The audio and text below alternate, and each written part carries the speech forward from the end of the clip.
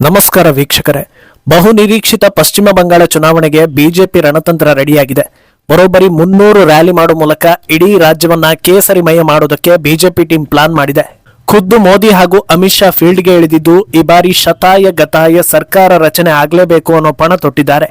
2024ರಿಂದ ಇಲ್ಲಿಯ ತನಕ ಬಿಜೆಪಿ ಬಹುತೇಕ ರಾಜ್ಯಗಳ ವಿಧಾನಸಭಾ ಚುನಾವಣೆಗಳಲ್ಲಿ ಜಯಬೇರಿ ಬಾರಿಸಿದ್ದು, ಅಲ್ಲಿ ಮಾಡಿದ್ದ ರಣತಂತ್ರಗಳ ಜೊತೆಗೆ ಬಂಗಾಳದ ವಾಸ್ತವತೆಯನ್ನ ಅರ್ಥ ಮಾಡಿಕೊಂಡು ಇನ್ನೂ ಹೆಚ್ಚಿನ ರಣತಂತ್ರಗಳನ್ನ ಹೆಣೆಯಲಾಗಿದೆ. ಆದರೆ ಇನ್ನೊಂದು ದಿಕ್ಕಲ್ಲಿ 3 ಅವಧಿ ಬಂಗಾಳವನ್ನ ಆಳಿರೋ ಮಮತಾ ಸುಲಭವಾಗಿ ಅಧಿಕಾರ ಬಿಟ್ಟುಕೊಡೋದಕ್ಕೆ ರೆಡಿ ಇಲ್ಲ. ಒಂದು ಕಡೆ SIR ವಿರುದ್ಧ ಪ್ರತಿದಿನ ಆರೋಪ ಮಾಡ್ತಾ ಇರೋ ಮಮತಾ ಈಗ ಹೊಸ ಅಸ್ತ್ರಗಳನ್ನ ಬಿಟ್ಟು ತಮ್ಮ ಮತದಾರರನ್ನ ಉಳಿಸಿಕೊಳ್ಳೋದಕ್ಕೆ ಪ್ಲಾನ್ ಮಾಡ್ತಾ ಇದ್ದಾರೆ. ಇದೆಲ್ಲವನ್ನ ಒನ್ ಬೈ ಒನ್ ವಿವರಿಸ್ತಾ ಹೋಗ್ತೀವಿ. ಈ ವಿಡಿಯೋವನ್ನ ತಪ್ಪದೆ ಕೊನೆ ತನಕ ನೋಡಿ. ಅದಕ್ಕೂ ಮುನ್ನ ಮೀಡಿಯಾ ಮಾನ್ಸ್ಟರ್ ಚಾನೆಲ್ ನ ತಪ್ಪದೆ ಸಬ್ಸ್ಕ್ರೈಬ್ ಮಾಡಿ. ಅತ್ಯಂತ ಸಂಘಟನಾತ್ಮಕ ಬಲ ಹೊಂದಿರೋ ರಾಜಕೀಯ ಪಕ್ಷ ಅಂತ ಅನ್ನಿಸ್ಕೊಂಡಿರೋ ಬಿಜೆಪಿ ಪ್ರತಿ ಚುನಾವಣೆಯನ್ನು ಗಂಭೀರವಾಗಿ ಪರಿಗಣಿಸಿ ಗೆಲ್ಲೋದಕ್ಕೆ ಅಥವಾ ಮೈತ್ರಿ ಮೂಲಕವಾದ್ರೂ ಅಲ್ಲಿ ಸರ್ಕಾರ ಮಾಡೋದಕ್ಕೆ ಬಹಳ ಪ್ರಯತ್ನ ಮಾಡೋದನ್ನ ದೇಶ ನೋಡಿದೆ. ಅಂಥದ್ರಲ್ಲಿ ಬಹಳ ಕಷ್ಟ ಅನ್ನೋ ಸಾಲಿಗೆ ಸೇರಿರೋ ಬಂಗಾಳವನ್ನ ಟಾರ್ಗೆಟ್ ಮಾಡಿದ್ದಾರೆ ಅಂದ್ರೆ ದೊಡ್ಡ ಪ್ಲಾನ್ ಇದ್ದೇ ಇರುತ್ತೆ ಅನ್ನೋದನ್ನ ಊಹಿಸಬಹುದು. ಹಲವು ಎಲೆಕ್ಷನ್ಗಳಿಂದಲೂ ಮಮತಾ ಸರ್ಕಾರದ ಜೊತೆಗೆ ಗುದ್ದಾಟ ಮಾಡ್ತಾ ರಥಯಾತ್ರೆಗಳಿಗೆ ಅಡ್ಡಿಯಾದ್ರೂ ಬಿಡದೆ ಹೋರಾಟ ಮಾಡಿ ಕಳೆದ ಎಲೆಕ್ಷನ್ನಲ್ಲಿ ವಿಪಕ್ಷ ಸ್ಥಾನದಲ್ಲಿ ಕೂರೋ ತನಕ ಬಿಜೆಪಿ ಬೆಳೆದಿದೆ. ಅದರಲ್ಲೂ ಬಿಜೆಪಿ ಫೈರ್ ಬ್ರ್ಯಾಂಡ್ ಹಾಗೂ ವಿಪಕ್ಷ ನಾಯಕ ಸುವೇಂದು ಮಮತಾವನ್ನೇ ಸೋಲಿಸಿ ಮುಖಭಂಗ ತರಿಸಿದ್ರು. ಆದ್ರಿಂದ ಈ ಬಾರಿ ಅಧಿಕಾರಕ್ಕೆ ಒಂದೇ ಹೆಜ್ಜೆ ಅನ್ನೋ ರೀತಿ ಬಿಜೆಪಿ ಆಲೋಚಿಸಿದೆ. ಮಮತಾ ವಿರುದ್ಧದ ಆಡಳಿತ ವಿರೋಧಿ ಅಲೆಯೇ ನಮ್ಮನ್ನ ಗೆಲ್ಲಿಸುತ್ತೆ ಅಂತ ಕನಸು ಕಾಣದೆ ಇಡೀ ಬಂಗಾಳ ಸಂಚರಿಸೋದಕ್ಕೆ ರೋಡ್ ಮ್ಯಾಪ್ ಹಾಕಿಕೊಂಡಿದೆ. ಸದ್ಯ ಬರ್ತಾ ಇರೋ ಮಾಹಿತಿಗಳ ಪ್ರಕಾರ ಎಲೆಕ್ಷನ್ ಪ್ರಚಾರದ ಕೊನೆಯ ದಿನದ ಒಳಗೆ ಬಿಜೆಪಿ ಬರೋಬ್ಬರಿ 300 ರ್ಯಾಲಿಗಳನ್ನ ನಡೆಸೋದಕ್ಕೆ ಪ್ಲಾನ್ ಮಾಡಿಕೊಂಡಿದೆ.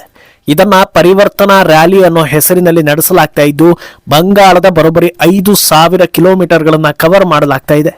ಮಾರ್ಚ್ 1ರಿಂದ ಈ ಮಹಾ ಪರಿವರ್ತನಾ ರ್ಯಾಲಿಗಳು ಆರಂಭವಾಗಲಿವೆ. ಇದರ ಸಮಾರೋಪ ಸಮಾರಂಭ ರಾಜಧಾನಿ ಕೋಲ್ಕತಾದಲ್ಲಿ ನಡೆಯಲಿದ್ದು, ಅಂದು ಲಕ್ಷಾಂತರ ಜನರನ್ನ ಸೇರಿಸಲಾಗುತ್ತೆ. ಪ್ರಧಾನಿ ಮೋದಿ ಭಾಷಣ ಮಾಡ್ತಾರೆ. ಇನ್ನು ಈ ರ್ಯಾಲಿಯುದ್ದಕ್ಕೂ ಬಿಜೆಪಿಯ ಪ್ರಮುಖ ನಾಯಕರನ್ನ ಕರೆಸಲಾಗುತ್ತೆ. ರಾಷ್ಟ್ರೀಯ ಅಧ್ಯಕ್ಷ ನಿತಿನ್ ನಬೀನ್ ಸೇರಿ ಅಮಿತ್ ಶಾ, ನಿತಿನ್ ಗಡ್ಕರಿ, ಸ್ಮೃತಿ ಇರಾನಿ ಹಾಗೂ ಯಾರೆಲ್ಲ ಅತ್ಯಂತ ಪ್ರಭಾವಶಾಲಿ ಎನಿಸ್ಕೊಂಡಿದ್ದಾರೋ ಅವರನ್ನೆಲ್ಲ ಬಂಗಾಳ ಅಖಾಡಕ್ಕೆ ಕರೆಸಲಾಗುತ್ತೆ. ಪ್ರತಿ ಊರುಗಳಿಗೂ ಹೆಜ್ಜೆ ಇಟ್ಟು ಜನರನ್ನ ಒಗ್ಗೂಡಿಸಿ ದೊಡ್ಡ ಮಟ್ಟದಲ್ಲಿ ಮತ ಯಾಚಿಸಲಾಗುತ್ತೆ. ಇನ್ನು ಈ ಯಾತ್ರೆಯ ಬ್ಲೂ ಪ್ರಿಂಟ್ ಕೂಡ ರಿವೀಲ್ ಆಗಿದೆ. ಮೊದಲ ಫೇಸ್ ಮಾರ್ಚ್ 1ರಿಂದ ಆರಂಭವಾಗಲಿದ್ದು, ಕೂಚ್ ಬೆಹರ್ ಸೌತ್, ಕೃಷ್ಣಾನಗರ್ ಸೌತ್, ಗರ್ಬೇಟಾ ಹಾಗೂ ರಾಯ್ದಿಗಿ ಕುಲ್ಟಿಯಲ್ಲಿ ಸಾಗಲಿದೆ.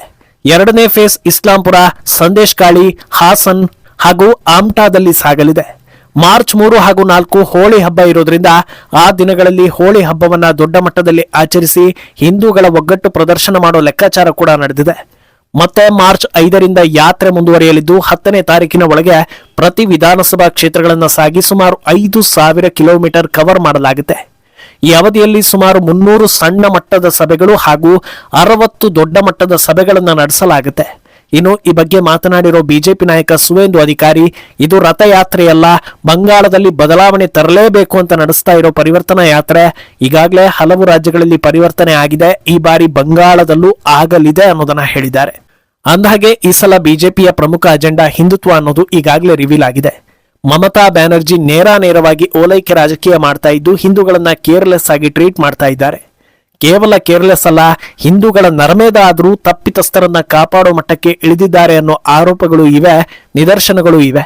ಹೀಗಿರುವಾಗ ಹಿಂದೂಗಳು ತಮ್ಮನ್ನ ತಾವು ಉಳಿಸಿಕೊಳ್ಳಲೇಬೇಕು ಅಂದ್ರೆ ಒಗ್ಗೂಡಲೇಬೇಕು. ಕಳೆದ ಕೆಲ ತಿಂಗಳುಗಳ ಹಿಂದೆ ಭಗವದ್ಗೀತೆ ಪಠಣದಂತ ಕಾರ್ಯಕ್ರಮಕ್ಕೆ ಸುವೇಂದು ನೇತೃತ್ವದಲ್ಲಿ ಹರಿದು ಬಂದಿದ್ದ ಜನಸಾಗರವನ್ನ ನೋಡಿ ಈ ಬಾರಿ ಹಿಂದೂಗಳು ಒಗ್ಗೂಡಿ ಮಮತಾಗೆ ಪಾಠ ಕಲಿಸಬಹುದು ಅನ್ನೋ ಸಾಧ್ಯತೆ ಕಾಣಿಸ್ತಾ ಇದೆ.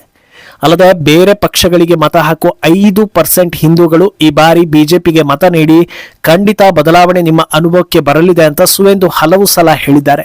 ಆದ್ರಿಂದ ಇದು ವರ್ಕ್ ಆಯ್ತು ಅಂದ್ರೆ neck to neck fight guarantee ಎನ್ನಿಸ್ಕೊಳ್ತಾ ಇದೆ. ಇನ್ನು ಬಿಜೆಪಿ ತಂತ್ರಗಾರಿಕೆಯಲ್ಲಿ ಗ್ರೌಂಡ್ ಲೆವೆಲ್ ವರ್ಕ್ ಕೂಡ ಮಹತ್ವದ ಪಾತ್ರವನ್ನ ವಹಿಸಿದ್ದು, ಇದರ ಹಿಂದೆ RSS ಇರುತ್ತೆ ಅನ್ನೋದು ಗೊತ್ತಿದೆ. ಕಳೆದ ಹಲವು ಎಲೆಕ್ಷನ್ಗಳಲ್ಲಿ ಬಿಜೆಪಿ ಕೈ ಹಿಡಿತಾ ಇರೋದೇ ಗ್ರೌಂಡ್ ಲೆವೆಲ್ ವರ್ಕ್. ಯಾವ ಕ್ಷೇತ್ರದಲ್ಲಿ ಪ್ರಸ್ತುತ ಬಿಜೆಪಿ ಅಧಿಕಾರದಲ್ಲಿದೆ, ಯಾವ ಕ್ಷೇತ್ರದಲ್ಲಿ ಇಲ್ಲ, ಎಲ್ಲೆಲ್ಲಿ ಮುಂಚೆ ಅಧಿಕಾರದಲ್ಲಿದ್ದು ನಂತರದಲ್ಲಿ ಅಧಿಕಾರವನ್ನ ಕಳೆದುಕೊಂಡಿದೆ, ಗೆದ್ದು ಸೋತಿದ್ದಕ್ಕೆ ಕಾರಣ ಏನು, ಅಲ್ಲಿನ ಜನರು ಹೇಳೋದೇನು, ಯಾವ ಕ್ಷೇತ್ರಗಳಲ್ಲಿ ಬಿಜೆಪಿ ಇದುವರೆಗೂ ಗೆದ್ದೇ ಇಲ್ಲ, ಈ ರೀತಿ ಹಲವು ವಿಂಗಡಣೆಗಳನ್ನ ಮಾಡಿಕೊಂಡು ಎಲ್ಲೆಲ್ಲಿ ಯಾವ ರೀತಿ ಜನರನ್ನು ತಲುಪಬೇಕೋ ಆ ಪ್ಲಾನ್ ಮಾಡಿದ್ದು ಬಿಜೆಪಿಗೆ ಯಶಸ್ಸು ಕೊಟ್ಟಿದೆ. ಈ ರೀತಿ ಮೈಕ್ರೋ ಲೆವೆಲ್ ಸಂಘಟನೆಗಳು ಒಂದು ಕಡೆಯಿಂದ ನಿರಂತರವಾಗಿ ನಡೀತಾ ಇದ್ರೆ, ಇದರ ನಡುವೆ ಪ್ರಮುಖ ಪ್ರಭಾವಿ ನಾಯಕರು ಆಗಾಗ ಜನರ ಮಧ್ಯೆ ಬಂದು ಸಂಪರ್ಕ ಇಟ್ಕೊಂಡ್ರೆ ಬಿಜೆಪಿಯಲ್ಲೇ ಸೃಷ್ಟಿಯಾಗುತ್ತೆ ಅನ್ನೋ ಭರವಸೆ ಇದೆ. ಇನ್ನೋ ಒಂದು ಕಡೆ ಬಿಜೆಪಿ ಇಷ್ಟೆಲ್ಲಾ ಸರ್ಕಸ್ ಮಾಡ್ತಾ ಇದ್ರೆ, ಇನ್ನೊಂದು ದಿಕ್ಕಲ್ಲಿ ಮಮತಾ ಪಕ್ಷ ಈಸಿಯಾಗಿ ಗೆಲ್ತಾ ಇದ್ದಾರೆ ಅನ್ನೋದು ಕಾಣಿಸ್ತಾ ಇದೆ. ಆದ್ರೆ ಈ ಬಾರಿ ಸುಲಭ ಇಲ್ಲ ಅನ್ನೋದು ಖುದ್ದು ಮಮತಾಗೆ ಅರಿವಾದಂತಿದೆ. ಅದಕ್ಕೆ ಪ್ರಮುಖ ಕಾರಣ ಎಸ್ಐಆರ್. ಬಿಹಾರದಲ್ಲಿ ಎಸ್ಐಆರ್ ಪ್ರಕ್ರಿಯೆ ಎಷ್ಟು ನೀಟಾಗಿ ನಡೀತು ಅಂದ್ರೆ ಎಲ್ಲೂ ಯಾರಿಗೂ ಸಮಸ್ಯೆ ಆಗಲಿಲ್ಲ. ಜನರ ದಿಕ್ಕು ತಪ್ಪಿಸೋದಕ್ಕೆ ವಿಪಕ್ಷಗಳು ವೋಟ್ ಡಿಲೀಟ್ ಮಾಡ್ತಾ ಇದ್ದಾರೆ ಅಂತ ಸುಳ್ಳು ಹರಡಿಸೋ ಕೆಲಸ ಮಾಡಿದ್ರು. ಆದ್ರೆ ಒಂದೇ ಒಂದು ವೋಟ್ ಡಿಲೀಟ್ ಆಗಿರೋದಕ್ಕೆ ಕೊನೆ ತನಕ ಸಾಕ್ಷಿಗಳೇ ಸಿಗ್ಲಿಲ್ಲ. ಆದ್ರೆ ಬಂಗಾಳದಲ್ಲಿ ಮಾತ್ರ ಹೆಜ್ಜೆ ಹೆಜ್ಜೆಗೂ ಮಮತಾ ಸಮಸ್ಯೆ ಮಾಡ್ತಾನೆ ಬಂದ್ರು. ಬಾಂಗ್ಲಾದೇಶದ ಗಡಿ ರಾಜ್ಯ ಅಂದ್ಮೇಲೆ, ಅದರಲ್ಲೂ ಮಮತಾ ಸಿಎಂ ಆಗಿದ್ದಾರೆ ಅಂದ್ಮೇಲೆ ಅಲ್ಲಿ ಅಕ್ರಮ ವಲಸಿಗರ ಸಂಖ್ಯೆ ದೊಡ್ಡ ಮಟ್ಟದಲ್ಲೇ ಇರುತ್ತೆ ಅನ್ನೋ ನಿರೀಕ್ಷೆ ಆಲ್ರೆಡಿ ಜನರಲ್ಲಿ ಇತ್ತು. ಅಲ್ಲದೆ ಮೃತಪಟ್ಟವರು, ಡಮ್ಮಿ ವೋಟ್ಗಳು, ತಂದೆಗಿಂತ ಮಗನಿಗೆ ವಯಸ್ಸು ಜಾಸ್ತಿ ಇರುವಂತಹ ವೋಟರ್ ಐಡಿಗಳು ಇದೆಲ್ಲ ಬಯಲಾಗ್ತಾ ಡಿಲೀಟ್ ಆಗೋ ವೋಟ್ಗಳ ಸಂಖ್ಯೆ ಏರಿಕೆ ಆಗ್ತಾನೆ ಹೋಯ್ತು. ಆದ್ರೆ ಇದನ್ನ ಒಪ್ಪಿಕೊಳ್ಳದ ಮಮತಾ ದಿನ ಬೆಳಗಾದ್ರೆ ಒಂದಲ್ಲ ಒಂದು ಆರೋಪ, ಡ್ರಾಮಾ, ದಿಕ್ಕು ತಪ್ಪಿಸೋ ಕೆಲಸ ಮಾಡಿ ಇಡೀ ಪ್ರಕ್ರಿಯೆಯನ್ನ ಸರಿಯಾಗಿ ನಡೆಸದಂತೆ ಮಾಡಿ ಹಾಕಿದ್ರು. ಈ ರೀತಿ ಸಾಂವಿಧಾನಿಕ ಪ್ರಕ್ರಿಯೆಗೆ ಅಡ್ಡಿಪಡಿಸಿದ್ದಕ್ಕೆ ಈಗ ಮೊನ್ನೆ ಕೋರ್ಟ್ ಕಡೆಯಿಂದ ಬಂಗಾಳ ಸರ್ಕಾರದ ವಿರುದ್ಧ ಆಕ್ರೋಶ ಕೂಡ ವ್ಯಕ್ತವಾಗಿದೆ. ಆದರೆ ಇದರಿಂದ ಮಮತಾಗೆ ಏನೂ ಲಾಸ್ ಆಗಿಲ್ಲ, ಬದಲಾಗಿ ಲಾಭ ಆಗಿದೆ ಅನ್ನೋ ವ್ಯಾಖ್ಯಾನ ಇದೆ. ಪದೇ ಪದೇ ಇದರಿಂದ ಹಾಗಾಗುತ್ತೆ ಹೀಗಾಗುತ್ತೆ ಅಂತ ಹೇಳಿ ಅಕ್ರಮ ವಲಸಿಗರು ಹಾಗೂ ತಮ್ಮ ರೆಗ್ಯುಲರ್ ವೋಟ್ ಬ್ಯಾಂಕ್ ಅನ್ನ ಗಟ್ಟಿ ಮಾಡಿಕೊಂಡ್ರು. ಇನ್ನು ಪದೇ ಪದೇ ರಗಳೆ ರಂಪಾಟ ನೋಡಿ ನ್ಯೂಟ್ರಲ್ ವೋಟರ್ಗಳು ಕೂಡ ಏನಕ್ಕಾದ್ರೂ ಈ ಎಸ್ಐಆರ್ ಮಾಡ್ತಾ ಇದ್ದಾರೋ, ಸುಮ್ಮನೆ ಗಲಾಟೆ ಗದ್ದಲ ಅಂತ ಯೋಚಿಸೋ ರೀತಿ ವಾತಾವರಣವನ್ನ ಕ್ರಿಯೇಟ್ ಮಾಡಿದ್ರು. ಅದರಿಂದ ವಾಮ ಮಾರ್ಗಗಳು ಮಮತಾಗೆ ಪ್ಲಸ್ ಪಾಯಿಂಟ್ ಆಗ್ತಾ ಇದೆ ಅನ್ನೋ ಚರ್ಚೆ ಕೂಡ ಇದೆ. ಈಗ ಎಲೆಕ್ಷನ್ ಹೊತ್ತಲ್ಲೇ ಮಮತಾಗೆ ಇನ್ನೊಂದು ಅಸ್ತ್ರ ಸಿಕ್ಕಿದ್ದು, ಬಿಜೆಪಿ ಅಧಿಕಾರಕ್ಕೆ ಬಂದ್ರೆ ಮೀನು ಹಾಗೂ ಮಾಂಸ ಮಾರಾಟಕ್ಕೆ ನಿಷೇಧ ಹಾಕ್ತಾರೆ ಅಂತ ಎಲ್ಲಾ ಕಡೆ ಹೇಳ್ಕೊಂಡು ಬರ್ತಾ ಇದ್ದಾರೆ. ಉತ್ತರ ಪ್ರದೇಶ ಹಾಗೂ ಬಿಹಾರದಲ್ಲಿ ಓಪನ್ ಸ್ಪೇಸ್ ನಲ್ಲಿ ಮಾಂಸ ಮಾರಾಟಕ್ಕೆ ನಿಷೇಧ ಹೇರಲಾಗಿದೆ. ಅದಕ್ಕೆ ಕಾರಣ ಏನು ಅಂದ್ರೆ, ಓಪನ್ ಸ್ಪೇಸ್ ನಲ್ಲಿ ಸರಿಯಾಗಿ ಹೈಜೀನ್ ಮೇಂಟೈನ್ ಮಾಡ್ತಾ ಇಲ್ಲ ಅನ್ನೋ ಕಾರಣಕ್ಕೆ ಈ ಕ್ರಮ ಅನ್ನೋದನ್ನ ಹೇಳಿದ್ದಾರೆ. ಆದ್ರೆ ಎಲ್ಲೂ ಕೂಡ ಮಾಂಸಾಹಾರ ತಿನ್ನಬಾರದು ಅಥವಾ ಮಾರಾಟ ಮಾಡಲೇಬಾರದು ಅನ್ನೋದನ್ನ ಎಲ್ಲೂ ರೂಲ್ಸ್ ಮಾಡಿಲ್ಲ. ಆದ್ರೆ ಮಮತಾ ತಮಗೆಷ್ಟು ಬೇಕೋ ಅಷ್ಟನ್ನ ಮಾತ್ರ ಎತ್ತಿಕೊಂಡು ಬಿಜೆಪಿ ಅಧಿಕಾರಕ್ಕೆ ಬಂದ್ರೆ ಮಾಂಸಾಹಾರಕ್ಕೆ ಬ್ರೇಕ್ ಹಾಕುತ್ತೆ, ಆದ್ರಿಂದ ಅವರಿಗೆ ವೋಟ್ ಹಾಕಬೇಡಿ ಅಂತ ಹೇಳ್ತಿದ್ದಾರೆ. ಇನ್ನೊಂದು ಕಡೆ ಅದ್ ಹೇಗ್ರಿ ನೀವು ಜನರ ಆಹಾರ ಪದ್ಧತಿಯನ್ನ ವಿರೋಧಿಸ್ತೀರಾ ಅಂತ ಬಿಜೆಪಿಗೆ ಪ್ರಶ್ನೆ ಕೂಡ ಮಾಡ್ತಾ ಇದ್ದಾರೆ. ಆದ್ರೆ ಅಸಲಿ ವಿಷಯ, ಯಾರ ಆಹಾರ ಪದ್ಧತಿಗೂ ವಿರೋಧ ಮಾಡ್ತಾ ಇಲ್ಲ, ಹೈಜೀನ್ ಮೇಂಟೈನ್ ಆಗ್ಲಿ ಅನ್ನೋದಕ್ಕೆ ಕ್ರಮ ಅನ್ನೋದು. ಏನೋ ಇಂಥ ಸುಳ್ಳುಗಳು ವರ್ಕ್ ಆಗುತ್ತಾ ಅಂತ ಕೇಳಿದ್ರೆ ಬಂಗಾಳದ ಮಟ್ಟಿಗೆ ಆಗ್ಬೋದು ಅನ್ನೋ ನಿರೀಕ್ಷೆ ಇದೆ. ಯಾಕಂದ್ರೆ ಬಂಗಾಳದ ಬಹುತೇಕ ಜನರ ಆಹಾರ ಪದ್ಧತಿ ಮಾಂಸಾಹಾರ ಅಲ್ಲದೆ ಮೀನು ಅನ್ನೋದು ಅಲ್ಲಿ ತರಕಾರಿ ಇದ್ದ ಹಾಗೆ ರೆಗ್ಯುಲರ್ ಫುಡ್. ಅದರ ಹೆಸರಲ್ಲೇ ರಾಜಕೀಯ ಮಾಡ್ತಾ ಇರೋದ್ರಿಂದ ಒಂದಷ್ಟು ಜನರು ವಿಚಲಿತರಾಗೋ ಸಾಧ್ಯತೆ ಇದೆ. ಒಟ್ನಲ್ಲಿ ಬಂಗಾಳಕ್ಕಾಗಿ ಪೈಪೋಟಿ, ತಂತ್ರ, ಪ್ರತಿತಂತ್ರಗಳು ಜೋರಾಗಿವೆ.